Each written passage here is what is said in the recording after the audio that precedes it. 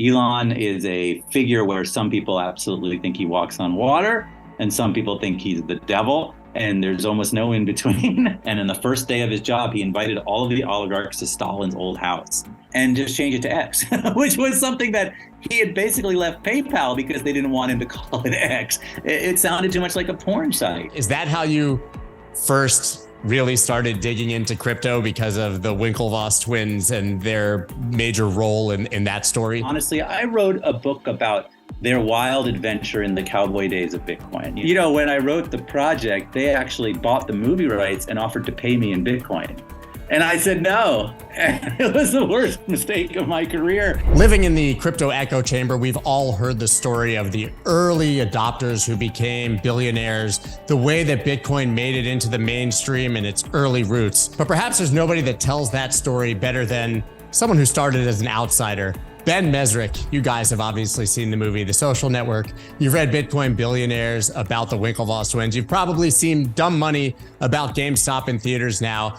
And his new book, Breaking Twitter, is about not only how Elon Musk has broken Twitter, but how Twitter has broken Elon Musk. This is an incredible, incredible conversation with one of the most prolific and talented writers of our generation, Ben Mezrich. You guys don't want to miss it. That's dope.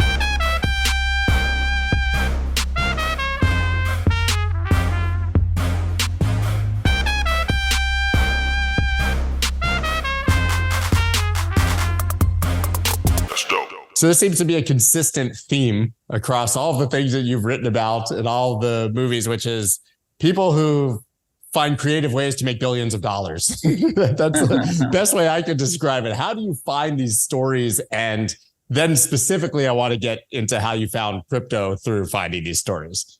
Yeah, I mean, I'm definitely always looking for people who are, you know, not great with authority, people who kind of are creative and find their own way to success. And I live vicariously through my characters. So I'm usually looking for people who did something explosive or incredible or on the verge of, you know, illegal, legal, gray areas sometimes. The new book, Breaking Twitter, is about Elon and Twitter, which is obviously a big story. So it wasn't hard to find necessarily, but it was a little bit terrifying to step into. But I'm always looking for like moments that I think are culturally important. Like it can't just be big money, you know, sex, drugs, and rock and roll. It has to be like an origin of some sort of movement or an origin of something massive that's going to change our lives going forward. I think it's fair to say that we needed you to write the SBF book instead of Michael Lewis then. I mean, you know what? I wish it had been me. So when it all was going down, I really wanted to write it. And I know him a little bit tangentially. I had his phone number, you know, I was ready to go. And I called up my agent, and my agent also reps Michael Lewis and Walter Isaacson. And I said, you know, this SBF story is right up my alley. I think this is really intriguing. And he was just silent on the other end of the line. And I was like, oh, is Michael Lewis writing it? And he's like, well, Michael's been hanging out with them for the past, you know, 6 months. He's already written most of it. You could still write it, but, you know, Michael's so far down that road. Had I known what Michael was going to end up writing, I would have jumped in too. I was going to say he's pretty far down the road, but it seemed like he stopped before the road ended. You know, I have to say, Michael Lewis is a phenomenal writer, and I have nothing bad to say about him. He's a genius, but he drank the Kool-Aid. He was when a main character like that opens the doors to you and gives you the keys to their lives with private jets and, you know, whatever it is that he has, you do kind of fall for them. All writers do. It's hard to stay objective when someone is being so open with their lives to you. And I don't know for sure what went on, but I think Michael, you know, he thinks that SBF was not a bad guy. He thinks he wasn't a criminal, which is kind of stunning. Yeah, the courts and the jury seem to have decided otherwise since he wrote the book, obviously. So I think the door is closed on that one. It's pretty obvious when you watch the trial and stuff that, I mean, there was a lot of knowing fraud going on. I mean, it was like, it's kind of crazy at the level of stuff, you know, the badness going on there. Yeah, you talked about people who got wealthy operating in the gray. Doesn't seem like there was much gray when you look back at that one in hindsight. Seems like it was pretty gratuitous and started very early and very sad story, frankly. Yeah. But, I mean, it really is. And the whole parents being, you know, professors, the whole thing is so convoluted. and crazy, and the girlfriend and the polyamorous stuff and the drugs. And there's a lot to that story that would have been fun to write about for me. But, you can't write them all, unfortunately. Well, I wish you could. You obviously wrote The Accidental Billionaires, which is one of my favorites, became The Social Network. Is that how you first really started digging into crypto, because of the Winklevoss twins and their major role in that story? Yeah. So I got into crypto basically. I had wrote the book that was The Social Network, and in the process, I had befriended the Winklevi, and they were kind of my main sources for a lot of that book. I used to meet them in Penn Station in like the stairwell, and they would hand me court documents and stuff. And then, I thought once that book was done, I would never really talk to those guys again, because they had gotten this $500 million settlement and gone off, into the wilderness. And then a couple of years later, I saw the headline that said, Winklevoss twins are the first Bitcoin billionaires. And I was kind of blown away by that. So I called them up and they said, come out to New York, and I started hanging out with them. And that was really, over the years, they had always told me about Bitcoin. Like I'd go to a party and I'd run into them and they'd be like, you should buy some Bitcoin. And Bitcoin was like at $100. And I was like, oh, I don't know. I'm not going to buy Bitcoin. And sadly, I didn't buy any Bitcoin all the way until I, ran into them again. They told me this wonderful story. And, when I wrote the project, they actually bought the movie rights and offered to pay me in Bitcoin. And I said, no. And it was the worst mistake of my career. I'd be worth so much money right now because Bitcoin was at a couple $1,000s a coin at the time. Those guys, fascinating story. They really brought me into the world of crypto. Their belief in it is, very solid. They really, really think it's the future of everything. And they've made such a big bet, so that was where I learned about crypto. Which is interesting because the Bitcoin ETF now is such a big story. And I believe they first filed for it 9 years ago. It was like 2015. They were already pushing the narratives that now we're just seeing sort of in 2023. Yeah, they were working on that back even when I was writing the book. They were talking about this is going to be the big thing. When this goes through, it's going to change everything. It's going to mainstream it. Unfortunately, Winklevoss could not get it through. But it seems to be coming now. Have you been following the story of Genesis and Gemini and all the things surrounding them at this point? It seems like they've stayed relatively clean, but a lot of people still want to paint them as villains, which I think is inevitable if you're in crypto and people even know your name, to be quite honest. Yeah, I've stayed out of it only because, first of all, I'm not an expert in this stuff. It's so complex to me that I don't even want to try and understand it. And honestly, I wrote a book about their wild adventure in the cowboy days of Bitcoin, where Bitcoin went from $7 to $10,000. That was the story that I was telling. And it was really about the movement and all the people who got into it and, Bitcoin Jesus and Bitcoin, Roger Ver and Eric Voorhees and Charlie Shrem. And it was the drama between those characters that I was writing. So really the stuff with Gemini Earn came after the story. And whenever I write a book like the GameStop book, they want the sequel, or the Bitcoin book, the sequel. When I finish a book like that, I move on to another subject. I'm a big fan of theirs and I know them through that lens. So I don't know anything about what happened since. I mean, I know a lot of people lost a lot of money, and there's always a lot of emotions when people lose money. And crypto, there's so many different things where people lost money and everyone goes crazy. And I stay out of all of that. So I don't know anything about that stuff. I'm hoping that the sequel that you write, if you do about Bitcoin, is going to be about Larry Fink and Kathy Wood and Jamie Dimon and Paul Tudor Jones and how the biggest already institutional billionaires have decided to come in. Right. Well, everybody, it's funny that all the people who used to say how awful it was and it's not real and they hated it are now suddenly singing the praises of Bitcoin. And I used to argue with these guys online about it when Bitcoin Billionaires came out. And it's amazing to see it come around. I have a similar but less profitable story, which is that someone tried to pay me for a DJ gig. It was in 2010 or 2011 in Bitcoin. It was like 2000. It was like $2,000 or something, but that still would have been like $1 million or plus DJ gig at the time. Yeah, we all have our stories. Crazy. I remember when Bitcoin exploded, I would go back and look at all my old computers and see if there was any Bitcoin on any of them. I mean, because remember when it came out of faucets, right? It was it was at zero. It was nuts. It's really crazy. Does it shock you having written those stories and the fact that it really was the Wild West and there was very little traction at that time to see where it is now? I mean, it does shock me. The twins were such believers, and I was writing their story and they made me want to believe, but deep down I was like, is this really possible? I mean, isn't this just going to go away like tulips? And, it's funny when you talk to people like my parents, like older people, they're like, this is garbage. This is not going to go anywhere. And it's credit to the people who got in early, who understood something, who saw something, because it's hard. I don't know that I could have held like they've held. Like people are always like, oh, they got lucky. They bought it at $7. They bought it at $7 and held it at $100 and held it at $1,000 and held it at $10,000. That's not luck. I mean, it might be delusion, but it's not luck. And I would never have held it that long. I would have taken the Bitcoin and sold it when it went up by 10. That's, I think most people would. And that's why there's not that many Bitcoin billionaires. There's only most of the people who, from that era, I think saw that $1,000. They were like, this thing is 4 figures. I am out of here. I can't tell you how many stories are like, old tweets. People love to retweet saying, I can't believe my Bitcoin's worth 1,000. I'm selling. I'm out of here forever. This is amazing. Yeah. That level of conviction in any market. Right. To be fair, it's like with the GameStop story. So I just really wanted to ask. Dumb money. I mean, these people were holding for the moon, right? And more credit to them. I love that they were holding for the moon. But the reality is, at some point, reality has to come into play. And some people got really burned for holding for the moon. So it's a tough thing when you believe the whole diamond hands phenomenon, because that's kind of the morally right thing to do. But it's not always the economically right thing to do. Yeah, I would argue that it's not necessarily even morally right, maybe to their very like insular community. But you made the segue for me. I wanted to talk obviously about GameStop next. That's just been made into the movie Dumb Money, as you mentioned.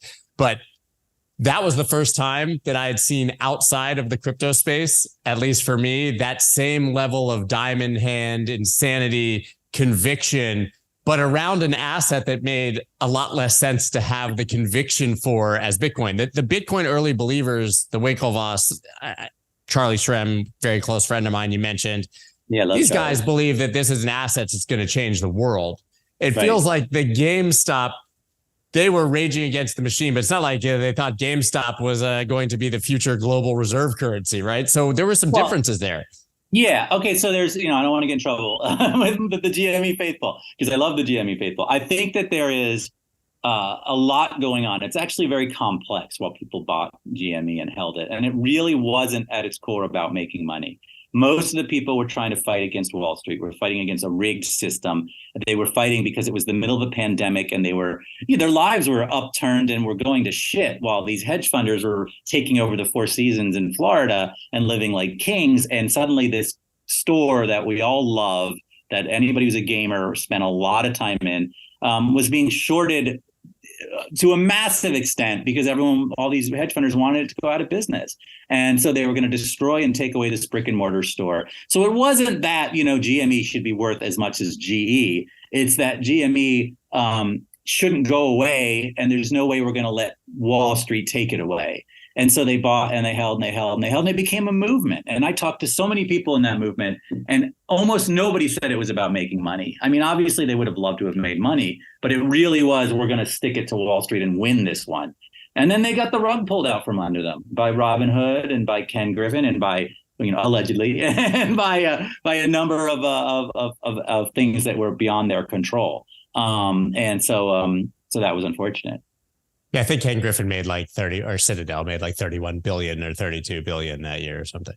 I mean, I'm not going to, cast aspersions on the wonderful Ken Griffin, but I do think that there were a lot of shenanigans that looked pretty ugly with Robinhood taking the buy button away and Reddit getting shut down that day. And suddenly, the shorts finding a way to cover. You have to wonder. Yeah, the buy button disappearing. Yeah, right. In hindsight, the argument, I think, was that they basically just didn't have the liquidity to fill the orders. It was a fault of the fact that, obviously it takes 48 hours to fill the order, and Robinhood had to front the cash. They didn't have the cash, and they were raising cash. Really a strange story that somehow Robinhood actually gaining the traction with these traders, at least they're saying, was the reason that they were unable to fill these orders because they literally just didn't have the liquidity. Success, right? A victim of their own success. Part of the story that never really got told too deeply, although it's in the book very heavily, but not so much in the movie Dumb Money, was it was all about clearing, which, by the way, is incredibly boring. It's why it's not in the movie. But the reality is what Robinhood did is they decided to do their own clearing. So they decided it would be easy to make a clearing company. And so they got rid of their original clearing company, created their own, and it was a big screw up. And so when they attempted to sort of, when things went crazy and they got this margin call, essentially, where it's like, you're going to have to put up this level of cash or you're going to have to go away. They just didn't have that much cash. And it was because they were not, they were not running well in terms of their clearing. But, it was very fishy. They made a deal. If we get rid of the buy button, then the amount of money we have to put up goes down by whatever, half or whatever. And that seemed it seemed very wrong, because when you looked at who Citadel being the person that they're making all their money from, it looked like they were beholden to. So it looked very bad. Yeah, it feels like that's just outright market manipulation. It felt that way. I don't know. Certainly, I was there. Again, I think that I think the movie is a very good view of how it all went down, and I think Dumb Money, it really captured this moment in an incredibly good way. I love the movie. I love the actors, and I just think it's a fantastic project. So they obviously beat the hedge funds, Melvin Capital. Everybody has become like a household name because they got so absolutely destroyed by this same movement. But do you think that now Wall Street has been able to put protections in place, or that they're more aware? Incidentally, one of my best friends is an analyst at Citadel, the other side, obviously. And I remember during this time, he said, my job has changed so fundamentally. All we do is check Reddit now. We used to it used to be our Bloomberg terminal and fundamentals, and calling the CEO and asking how earnings are going to be and trying to do our due diligence. Now we're looking for bankrupt companies on Reddit. Oh, that's fantastic. Yeah, I really do think that the industry changed dramatically because they realized that retail traders have an enormous amount of power. And first of all, you would never publicize your short positions. You keep them as secret as you can. And everybody pared down their short positions enormously. And if you're going to short a company, you have to keep track of where the sentiment is, because emotion drives the retail market. And you realize that 1 million people on Reddit can ruin a Wall Street bank. So nobody would short a beloved company anymore without first checking Reddit and making sure. Yeah, you're right. So a lot of people are now employed in just scouring those sites. But we haven't seen another huge move like that since. I think we saw the attempts with AMC. I remember Hertz went bankrupt and all of a sudden their stock went up 5x. I'm really intrigued by what's going on at AMC, I'll be honest, because it's fascinating to me. They're the faithful, the AMC apes are as vibrant and intense a community as I'd ever saw anywhere else. They remind me of crypto enormously, that the movement is huge, and they really believe in, not only do they buy the stock, but they all go to the theater. So they're actually trying to make the company profitable by going to movies. That is really interesting to me. It's different than, supporting it online with memes. It's literally going out there and buying tickets and buying popcorn. So I would not discount the power of retail there. The problem is that ownership seems to realize they can make their payments by throwing stock into them, which is where it gets ugly with dilution and stuff like that. So it has to find a balance. But they have the community. So we'll see what happens with that stock.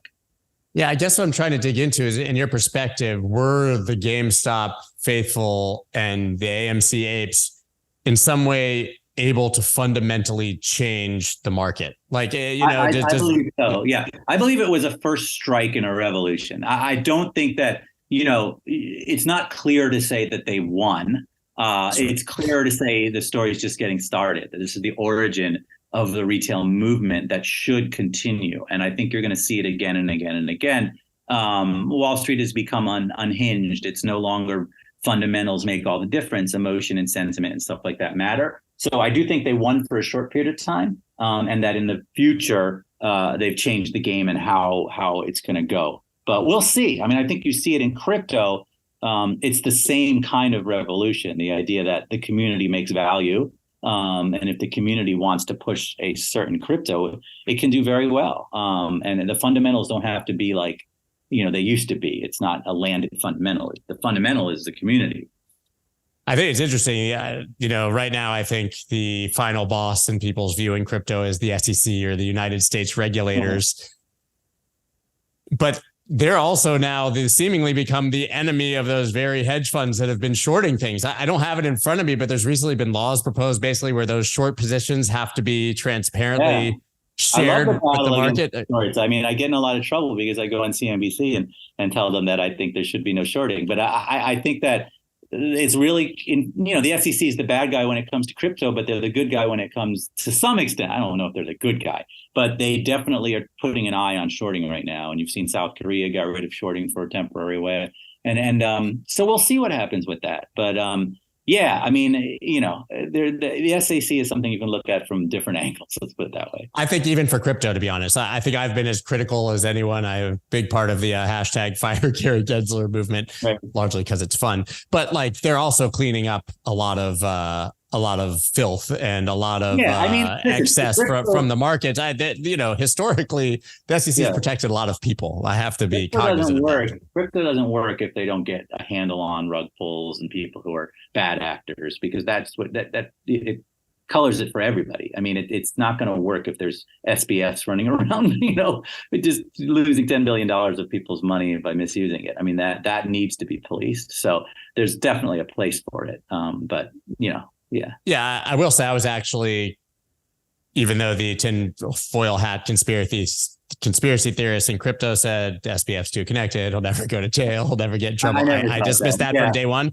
I have to say all credit to the justice system for swift retribution and for making that right very quickly. I mean, the guy was in jail in the Bahamas a month later. Yeah, he's now permanently in jail a year later. We're recording this, I think, on the year anniversary, by the way, of the collapse of FTX.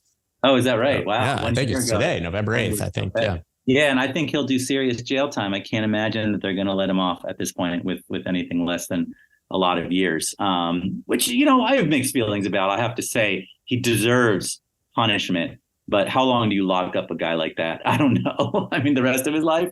I don't know. I think I'm a soft-hearted person. And I think I am too. I hate the idea of a brilliant kid who, even if he did bad things, just being a waste of a person for the rest of his life. I mean, I was someone saying the same thing to my wife recently. Listen, I want the guy to be punished as much as everybody, but it's a bit bittersweet. I had him on my show probably 7-8 times. I was completely fooled, right? Like I was Michael Lewis before the arrest. I had bought into it hook, line, and sinker. I thought, he was sent here from the crypto gods to save us. I was one of them, and I think a lot of us bought into those frauds of the last cycle because it's just the way human mentality works. Everybody's piling in. They tell you he's the greatest. Tom Brady, stadiums, right. Major League Baseball, Yeah. I mean, nobody really can see the future. And when you meet someone like that, who's charismatic in a weird way and is able to sort of talk a good enough game, and they really seem to be doing something really incredible.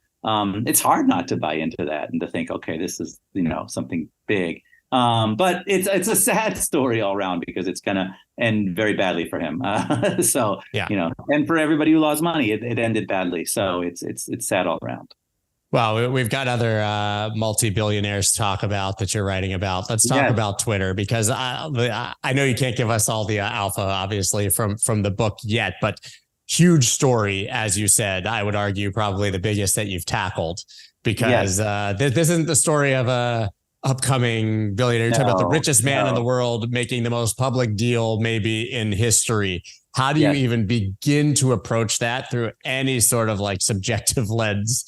And then I'm going to begin with the warning. A lot of your audience will probably dislike some of the things I'm about to say. This is a book that will be controversial because I know Elon is a figure where some people absolutely think he walks on water and some people think he's the devil. And there's almost no in between. I fall squarely in the camp of I thought very highly of Elon. I thought you should be listed in the list of Edison, Da Vinci. I really thought he was one of the people moving the world forwards. And he stepped into Twitter And the thesis of the book is Elon didn't just break Twitter, Twitter broke Elon Musk.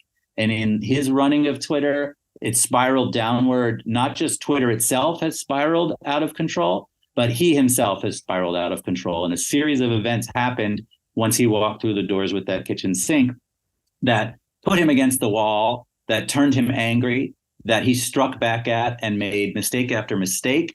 And some of them very public, and some of them are stories that you haven't heard yet and you'll read in the book. And we've reached a point now where I think X is a pale shadow of what his goal was.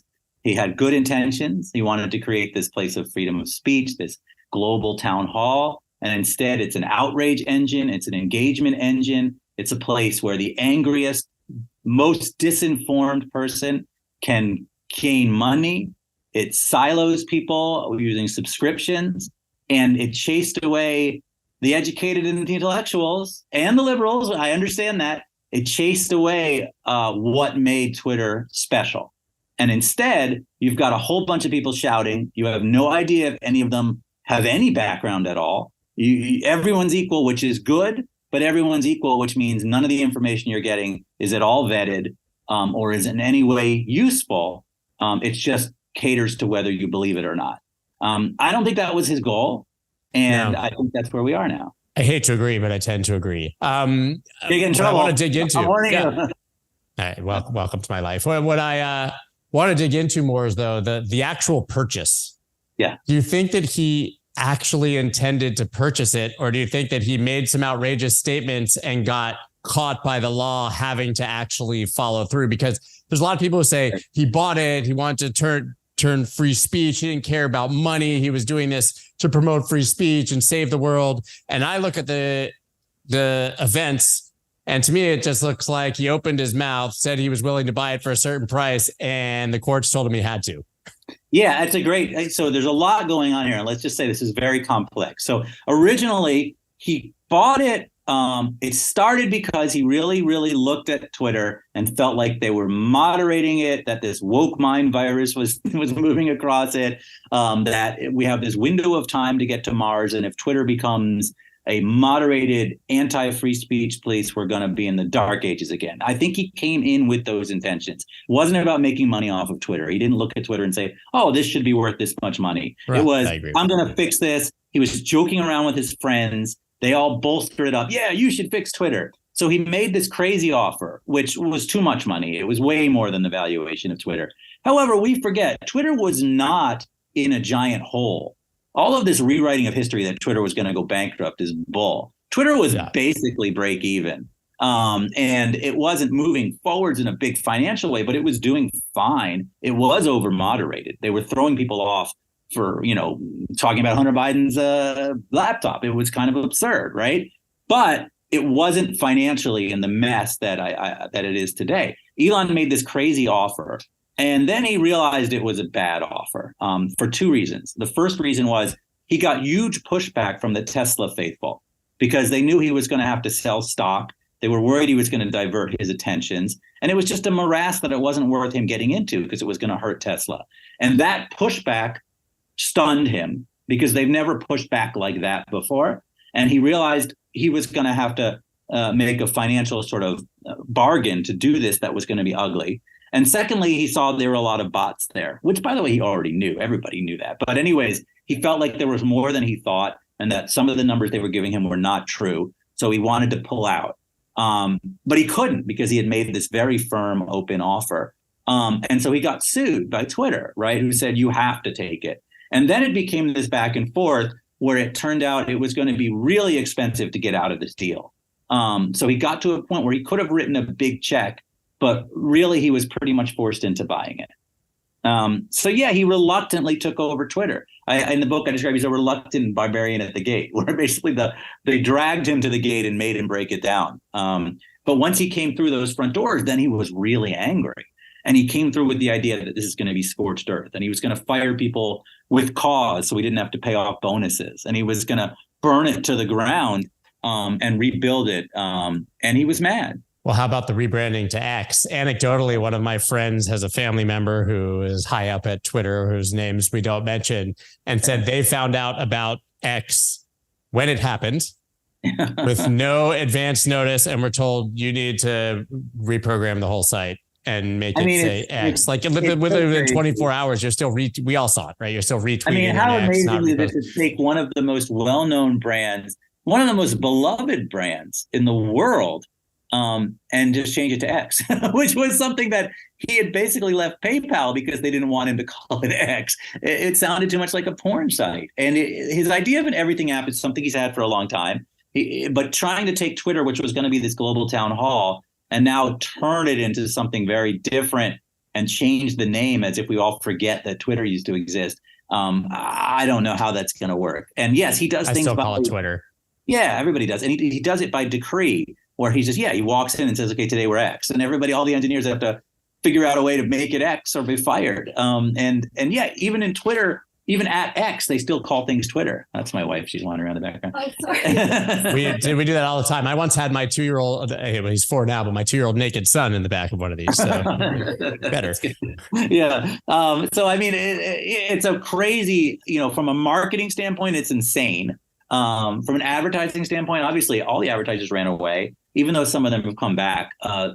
They themselves now value themselves at $18 billion, which, when he bought it for $44 billion and now it's valued at 18, that's crazy. That's a crazy turnaround in a year. Not the one he's looking for. No. Yeah. And you mentioned, that X sounded like a porn site. I think that to a large degree, as you said before, it's become a fear porn site. And to be honest, like it was already sliding. I can see it. I'm in the crypto community. There's a lot of obviously angry young men screaming into the metaverse or whatever we're going to call X. But with the recent war, there was a good 2 weeks where I had to literally not use the platform because I was unwittingly being shown literally like children and women being murdered every time I opened it. That should be behind some sort of filter. I'm sorry. I get free speech, but you should also be free not to be exposed to those things every second of the day. It's crazy. I mean, between that and the OnlyFans ads, it's really hard. It's really hard to look at Twitter, and I don't know what the goal is here. I can't imagine that Elon is saying, oh, this looks much better than Twitter used to look. And I get that you wanted some level of equality and you wanted freedom. And the blue check system had issues. But the reality is now that the stuff shoved in front of you all day is the stuff that gets the most engagement and the most outrage. And there were just pictures of dead bodies for 2 weeks. It's absurd. And it's, you're not going to get young people getting on healthily on this site. Get the people you used to get if you chase all of the one voices off and exchange it for all of this. Yeah. I mean, you've done deep dive now into quite a few social media platforms. Yeah. How do you think that this is going to play into upcoming elections and news cycles? To me, it feels extremely dangerous. It's horribly dangerous. First of all, you have AI. So the advent of AI is happening in all of this, and bot wars and troll farms. In the book, I go deep into a troll farm, which are these places where they have 100 people, each with 5 phones, and you can pay them to attack anybody you want on Twitter. Or to go, defend a political candidate or do whatever it is you want to do. The next election is going to be a total crap show. And first of all, it's going to be 2 candidates that are going to drive everyone crazy because there's reasons to dislike both of them for a million reasons. And I can't believe we're at a place where these are the 2 candidates. This is completely insane. And then you have Twitter with no more moderation. Or very limited moderation. You have interest groups pushing randomness through troll farms and bots. And then you have AI creating things that are indistinguishable from reality with video and pictures. I mean, look at all of the pictures coming out in the Israeli-Gaza situation where you're seeing AI pictures. You're seeing blown up kids with 6 fingers, right? And you're not going to know what's real or what's not. You're not going to be able to look at anything on Twitter and know whether it's real. It's going to be a mess. Do you think that Musk has any vision for that, a plan for that? I mean, obviously, you've been down the Facebook rabbit hole as well. But I mean, are any of them planning for this? Facebook obviously had Cambridge Analytica last time. So we already saw that there was a proliferation of fake news that affected potentially elections last time. And we didn't have AI, to your point. Like you couldn't just make a video of somebody saying something anti-Semitic or racist or crazy. Right. I mean, my fear with Elon and part of the whole concept of this book is he thinks the whole world is a video game. He sees the whole world as this giant simulation in which he's the main character and we're all non-playing characters. So he likes the drama and the craziness and the wildness. He thinks this is going to be fun. I'm sure he has some idea that this could be a total disaster. He's a brilliant guy. But I don't trust him to say, okay, we need guardrails. We need to figure out a way to make sure Twitter is telling the truth. It's all about engagement. And because of the financial situation he's in, and it's not his money, it's all these banks, right? So the problem is he needs Twitter to make money. And what makes money on Twitter is outrage, engagement, and craziness. So I see him leaning into that, which is real scary. It's an impossible needle to thread for him, I think.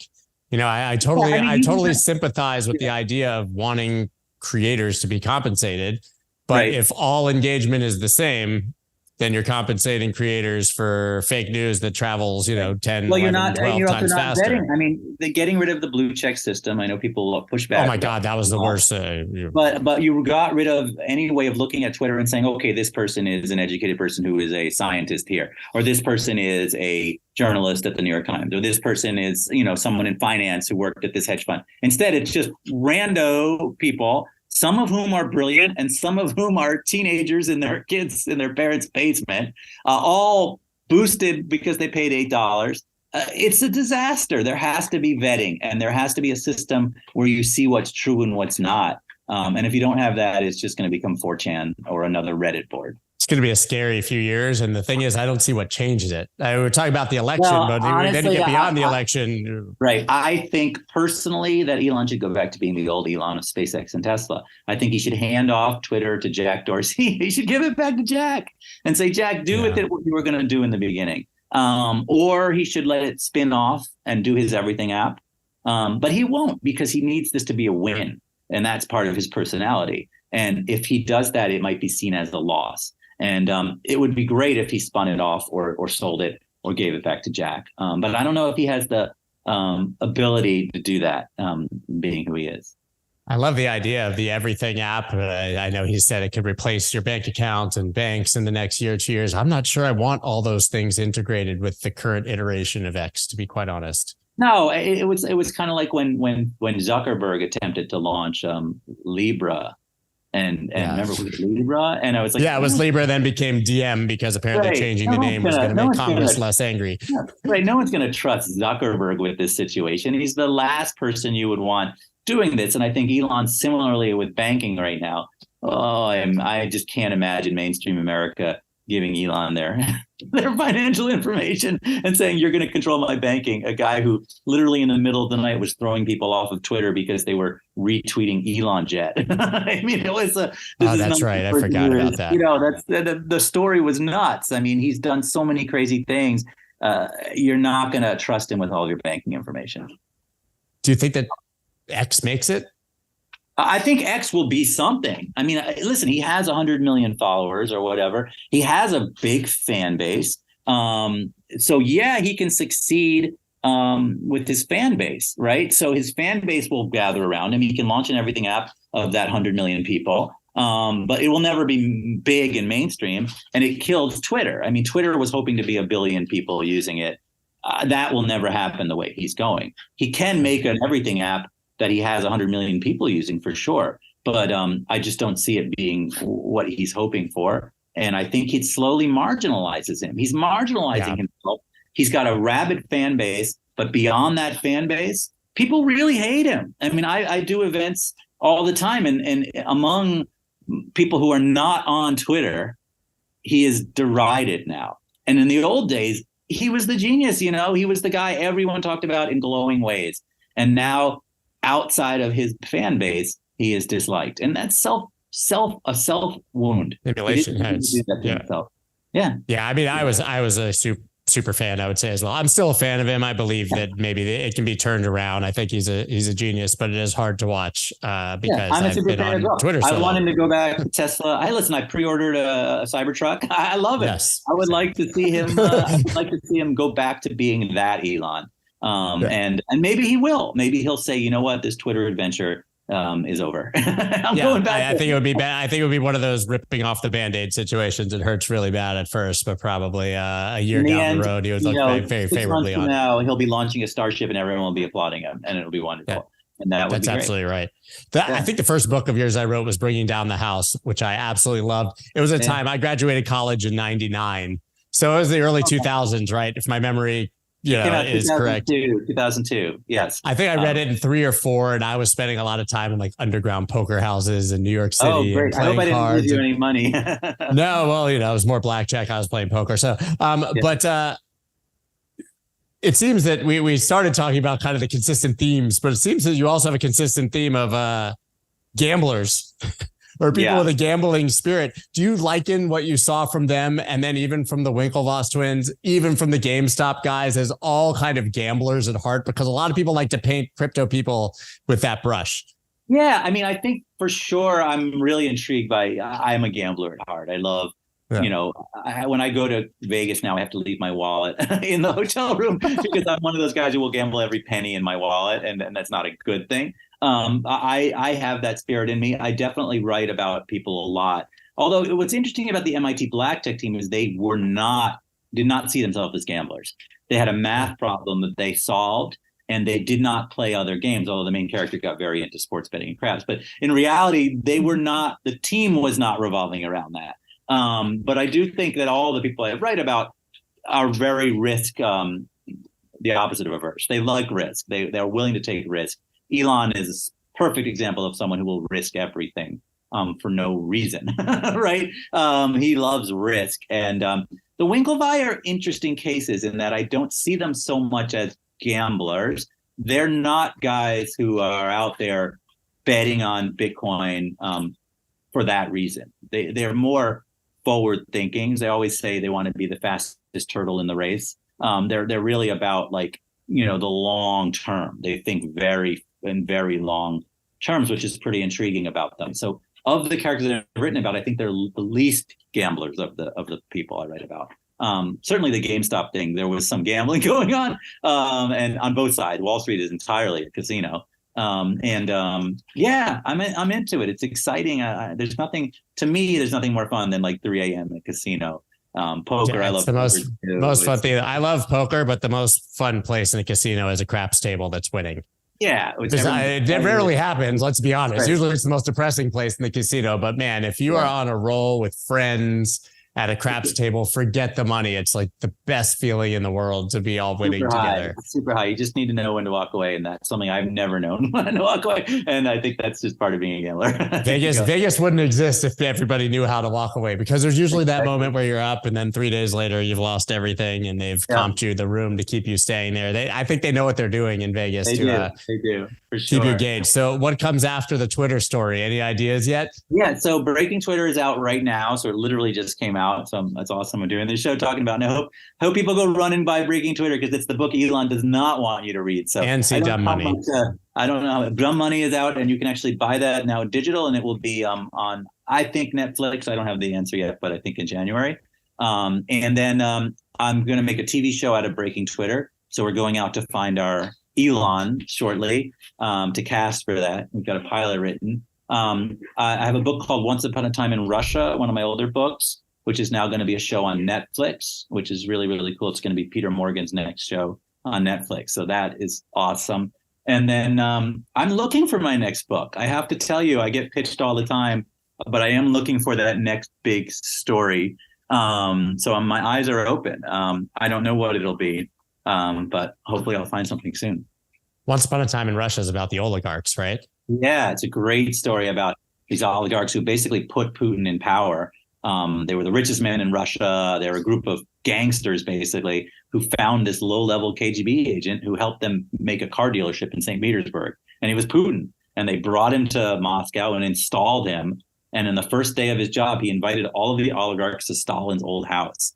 And this is a place where there's bullet holes in the walls where they used to line people up. And he sat the oligarchs down at a table and he said, "You've all made a lot of money. You can keep your money, but from here on out, you stay out of my way." And every oligarch who stayed out of his way is still an oligarch today. But anyone who stood up to him either fell down an elevator shaft or out the second-story window or, got shot somewhere. They're all dead. So it's really the story of gangster Russia. One of the best things I've written, and it's going to be a show. So that's really cool. That also puts some modern stories in context that maybe are a little scarier than we would think when you consider his. Well, I mean, listen, I've dealt with some really violent, crazy people in my career, and at this point in my career, I try and avoid those people more. But there's something really compelling and intriguing about people who live on the edge, whether it's money or whether it's, just willing to break the rules like those guys did. I would never write an oligarch story today. It just was too intense and scary. I have nothing bad to say about Putin, guys, just to be very clear. Putin's wonderful. Putin's great. And neither does Ben. Yeah, I don't. And honestly, that book, I had heard Putin read it and liked it because it showed him chasing the oligarchs out of Russia who were bad. He was really a nationalist. He was really for his, he believes Russia should take over the world. He's a real nationalist believer in Russia, and he is portrayed accurately, I think, in that book, and he didn't dislike the portrayal. But it's an intense time period, the 90s in Russia. If any of your listeners, know anything about the 90s in Russia, it was the Wild West and the Wild East. I mean, people shot you for saying the wrong thing. Everyone had bulletproof windows. Everyone had every company, a business would have a division of wet work, assassins. Like if you ran a car company, you'd have a group of assassins who worked for you. Because if a rival car company wanted to move into your area, you had to fight it out with them. It was a different era. So it's a great story. People should read that for sure. Well, hopefully we never return to that era. Ben, where can everybody find you, follow you after this? See Dumb Money. On Twitter, until Elon throws me off, I'm just Ben Mezrich at Twitter. I'm on Instagram. My books are everywhere, but Breaking Twitter is out now. I hope people pick it up. And even if you hate what I'm saying about it, come see me on Twitter and tell me what you think. I really don't. Isn't that a better reason to read it, honestly? Yeah. I know people don't do that anymore, actually listen to potential facts from the side they disagree with. Argue about it. It's awesome to argue about. And I have no problem with that. That's what we're supposed to do on Twitter is argue. Just don't turn it into a crap show, which is where it's going. Yeah. Awesome. Thank you, Ben, so much, man. Really an honor to speak with you again. It was great to connect recently on Spaces. Funny, we connected on X in the first place. So there's some good benefit there. My wife and I kind of connected on Facebook, so I can only say so many bad things about that. Oh, that's awesome. After meeting in real life. But thank you so much for your time. I know you have other shows to go do, and thank your wife for gracing us with her presence.